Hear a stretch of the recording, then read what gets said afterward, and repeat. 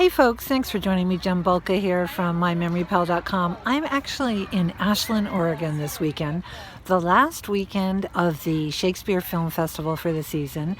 And I'm here for homecoming weekend, parents weekend at my son's university, Southern Oregon University. I'm going to do a quick scan of the good old football field because everybody's getting ready for the big homecoming today. But most importantly, what I want to do is share with you guys some of the absolute brilliance of both the young and the super agers. And what I mean by the young and the super agers is the young, the college people, and what they are learning and the new techniques that are so different when we went to school is amazing.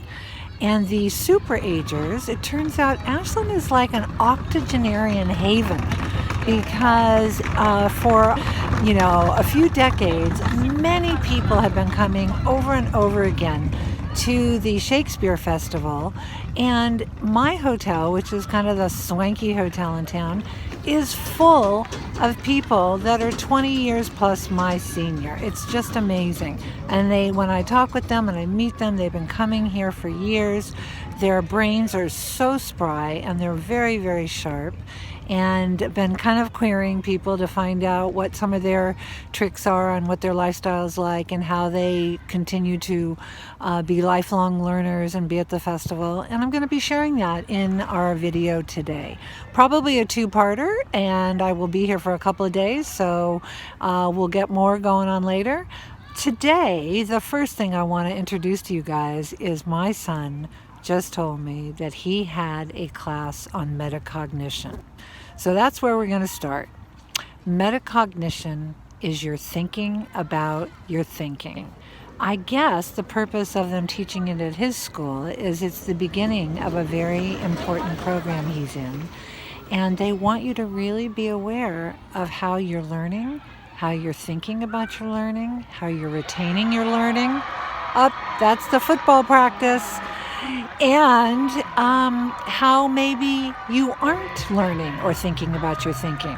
Because if you can think about what is bothering you or what you're not getting, it's a whole lot easier to get clarification so that you are actually able to get help faster to re-engineer your practices to retain the information you're learning better. So check out Thinking About Your Thinking with Metacognition. You can find tons of it online. And I will give you an exercise, probably when I get back to the office, on metacognition. For now, just try to journal every day a little bit about thinking about your thinking. What am I thinking about? I was just knitting before I decided to do the video, and I was thinking, wow, it's really nice to be sitting here and doing this wonderful thing called knitting, making a beautiful piece and sitting on a football field. Okay guys, I will get to you in about 3 seconds as I change venues. You may remember yesterday we were at Southern Oregon University where my son's a freshman, and we were talking about his class in metacognition, and we were talking about superagers at the Oregon Shakespeare Festival. And I did promise to come back to metacognition a little bit more again for the next episode now. And I am going to talk about that in either this episode or the one that comes right after it. We'll see how long they last. I like to try to keep the episodes under about 12 minutes. So let's see how far we get. Otherwise, just look for part 3, I guess, yesterday being part 1. And I want to just talk about the super agers that I met after I did the recording, because they were so amazing. I'm just so impressed with all the boomers up here in Ashland. They're certainly continuing to keep their brains fabulously spry and alert, and many of whom have been traveling to Ashland from all over the country in their 80s and 90s now, but they've been coming for 40 years. This one teacher I met is in her 70s, and she's been teaching Shakespeare for over 35 years. Amazing. She's been coming to the festival for over 40 years. And I'd have to say, after talking to all these people, the best memory in their file cabinet, their memory file cabinet, is definitely Ashland, Oregon's Shakespeare Festival. So there was a man who was 84 that was with this wonderful teacher, and he has just retired from his third career. His first career and love is physics. He continues to memorize for his brain exercises the Bard's sonnets. And I said, that's great. And do you do a lot of memorizing? And he said, yeah. And I said, okay, that's pretty cool. That'll definitely help. And by the way, one of my favorite sonnet collections is When Love Speaks. You can get it on Audible, and it's got lots of luminaries doing voiceovers like Annie Lennox and Kevin Branner, Alan Rickman, and Diana Rigg. And here's my cognitive interrupter again. I guess he's coming up to hang with us. Okay. And yeah, it's just a great collection of sonnets. However, he asked me what would be the best exercise he could do to really continue to make his brain go in a positive direction. He's a little worried about dementia just because his brain's getting older, even though he feels really great. And I explained to him that it's actually not continuing to memorize the sonnets. Yes, those are fabulous, just like the brain exercises you might do online or the CDs you buy when there's a public television auction going on, those great Brain HQ things, fabulous, but they're not really enough. What would be much better is to do something that gets you out of your comfort zone, something that is a little more novel, because you really want to fire up those neurons. You want those dendrites to start shake, rattle, and rolling, and those synapses to connect to other synapses, so we really get the brain creating plasticity. And so for him, what I said is it would be much better for you to, he said he didn't play an instrument, I said to take up an instrument. It would be much better for you to go to a dance class and learn new dance steps. It would be definitely more brain challenging to do something you're not used to doing. Maybe it's doing math. Maybe it's something like learning a new recipe or a foreign language, okay? So you hear me say those things sometimes. They're not new to you. But the idea is get out of your comfort zone and do something new. If you're in college, it's actually really great because, of course, you're stimulating your neurons all the time by all the work you have to do. However, if you're used to doing the same old routine in terms of remembering the information, I would recommend you try something different. So one example might be if you're used to doing mnemonics for some of your memorizing, maybe try doing some visualization. Maybe take the My Memory Pal tool called Memory Castle, very much like and based on the Memory Palace you can see all over the web that a lot of the card players use, and really try to use visualization with the Memory Castle. As always, if you send me an email, I'm happy to give you the worksheet on it, mymemorypal@gmail.com. And try to do your studies a little bit differently. There are a variety of ways you can study, and the more you use that constellation of memory stars that I talk about in your studies, college students, the more you're going to actually retain the information. And that is super important because it gives you the scaffolding you need when you get nervous or anxious about taking tests. So it gives you lots of good prompts in case you can't remember one way, you can remember another way. So I just want to say from Albert and me, hats off to those aging boomers in good old Ashland, Oregon. Keep coming up. You guys are amazing.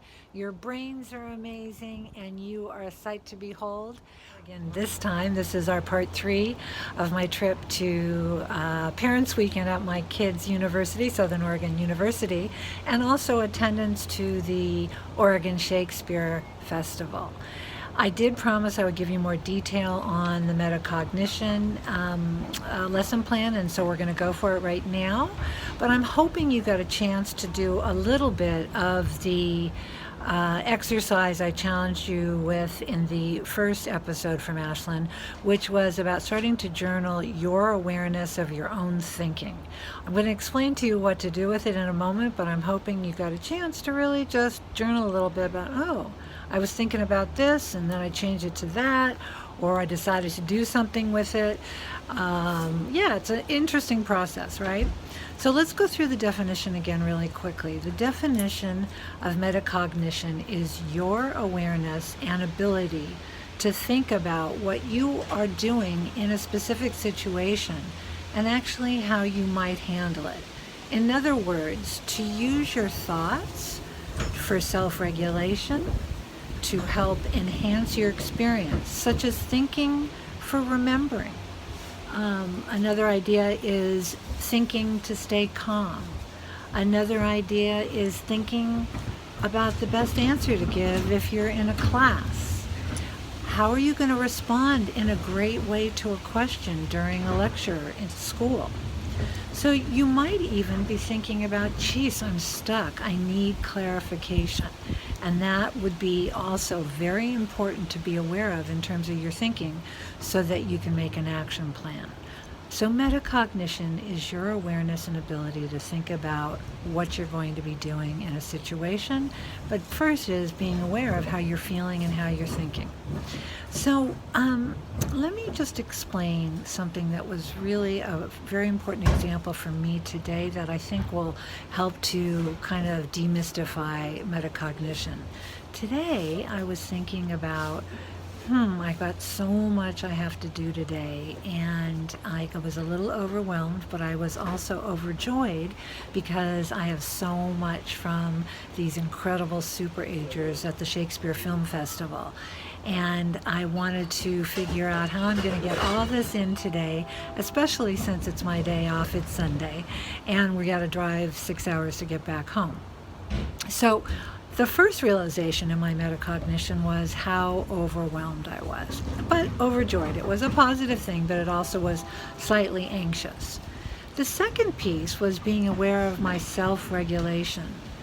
How could I change the overwhelming feeling by using a tool that I know, I've learned, I've taught you, called belly breathing? How could I just be more in control of feeling more relaxed?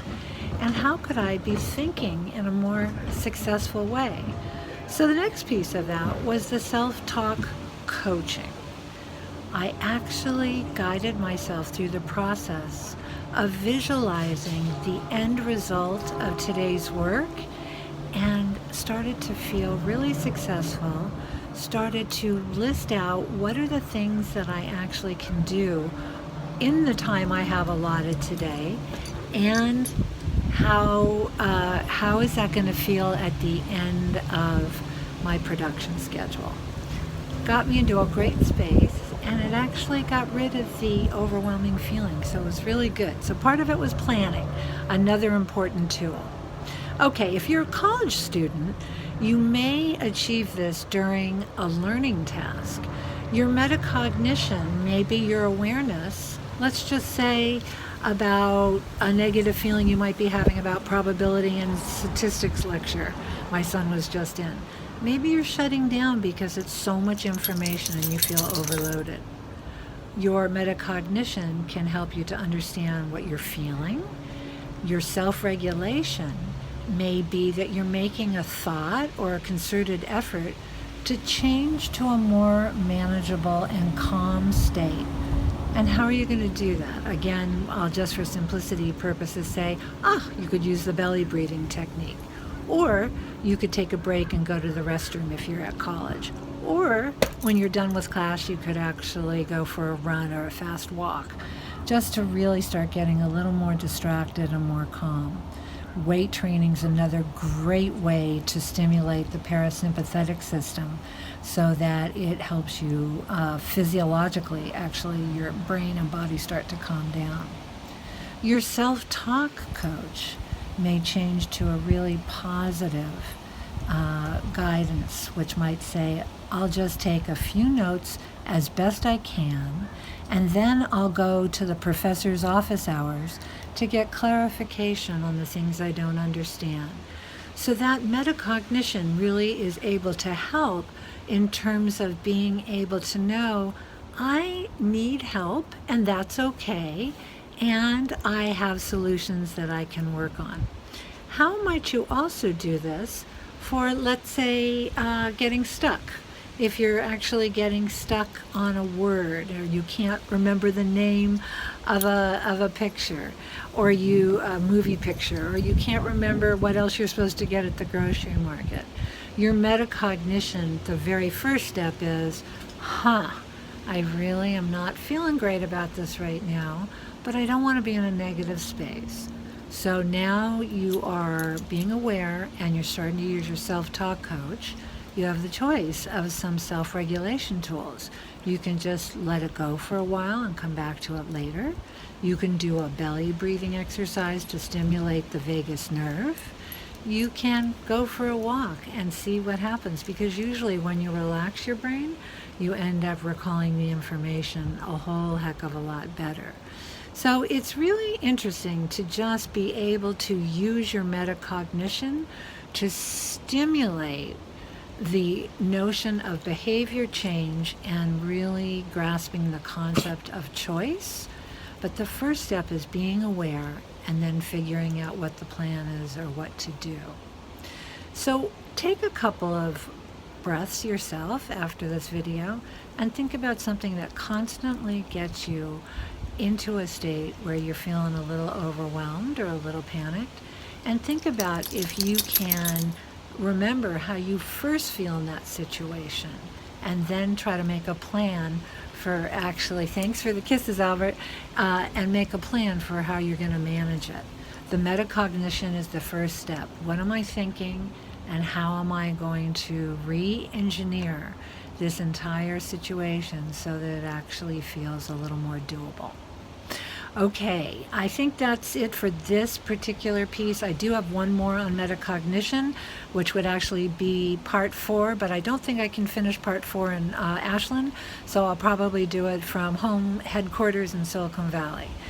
Remember me until next time. This is Jen Bulka, memory therapist at mymemorypal.com. Thanks for watching.